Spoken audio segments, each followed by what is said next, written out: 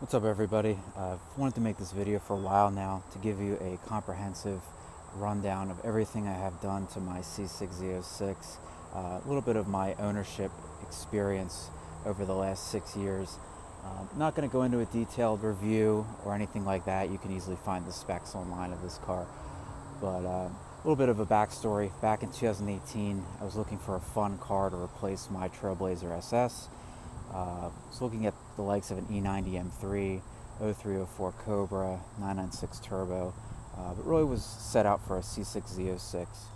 That also happened to be the first year I went down to TX2K, which, if you know anything about that event, you know that the C6s down there are pretty nasty. So coincidentally, I came back to PA after that event a week or two later, and my local dealership had a black one owner, super low miles C6Z pop up. Went out and test drove it and bought it right on the spot.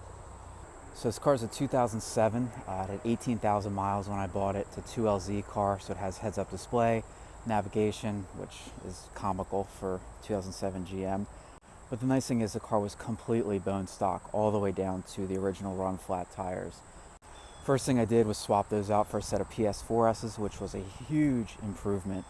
I've been through 4 sets of wheels and tires since then. Now I'm on the BC Forged LE10s, Toyo RR in the rear, the PS4S up front.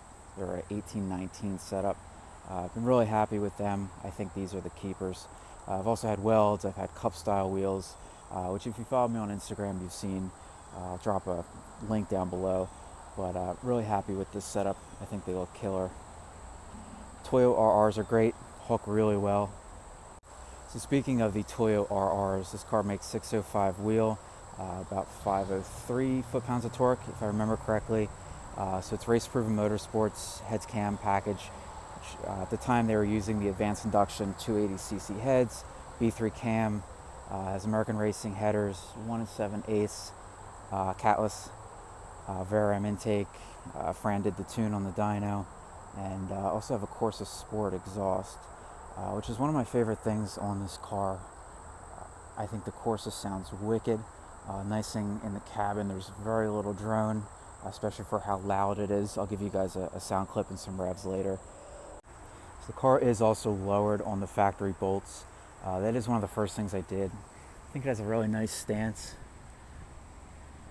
These don't rub. I had welds on it with ET Street R's before, and they rubbed like crazy. So pretty happy with it as is. I haven't experienced any rubbing with this setup.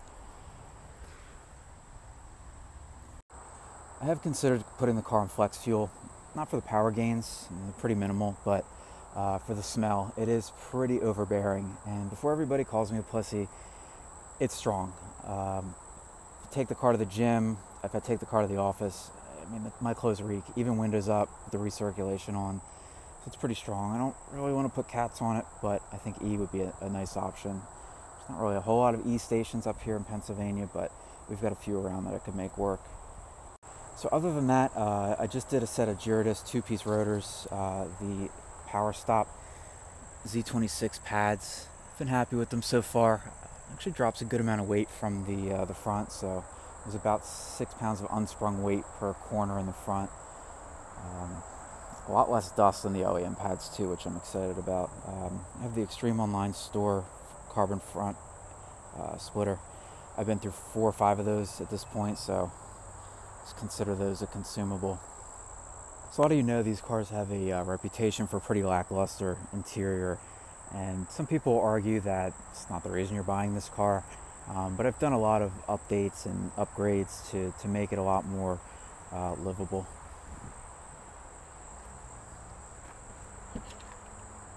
So the main thing is I found a set of mint Centennial edition seats, which are miles better than the factory seats. They have more bolstering, they have the Alcantara or suede inserts.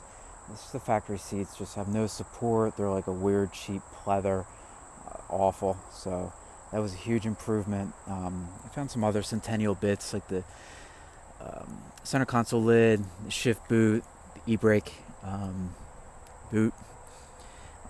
I also have an MGW shifter with the race knob, which I really like. I found the factory shifter to be kind of vague and sloppy, so this one's pretty tight and notchy. I like that a lot. Also did a 08 Plus carbon fiber center console, which really modernizes it a bit more too. Factory Cobalt steering wheel, which obviously I don't love, but I also don't really love a lot of the aftermarket steering wheels. I feel like they look too aftermarket. I'd love to find a Centennial wheel, obviously, but they're impossible to come by. I did Lloyd's mats, just small stuff. I swapped out all the dingy yellow lights for LEDs, inside and outside, which honestly is a huge improvement for a pretty cheap, easy modification. When I tell you this car is mint, one owner, still has the original plastic on the mirrors. Car's been pretty much flawless. As I mentioned, I bought it with 18,000 miles. Has right over 39 now. Only issues I've really ever had were just honestly a lot my own fault. Not leaving it on a tender and the battery dying.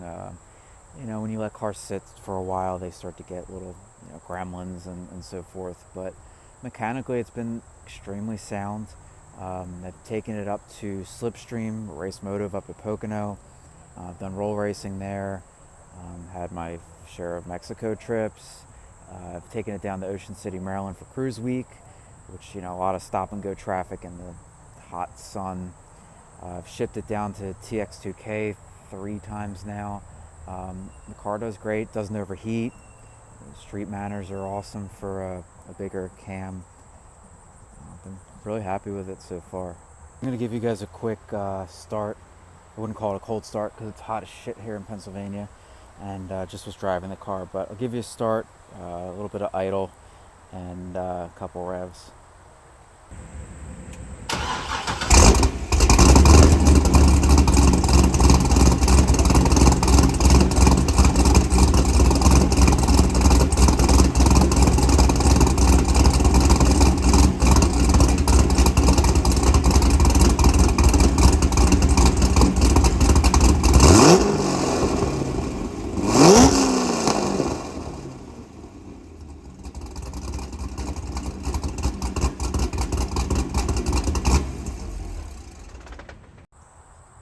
And if anybody has any questions, C6, Z06, really any Corvettes, feel free to leave me a comment.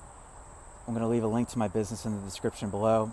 I'm a dealer for pretty much every brand under the sun: wheels, exhaust, intake, headers, brakes, you name it. Also do offer installs in the greater Philadelphia area.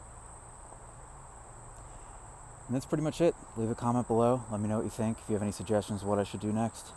Considering maybe doing the side skirts. I'd love to do a carbon fiber rear diffuser, but sometimes I think less is more, and I think the car looks really good and clean as is. I forgot to mention I did a OEM ZR1 rear spoiler.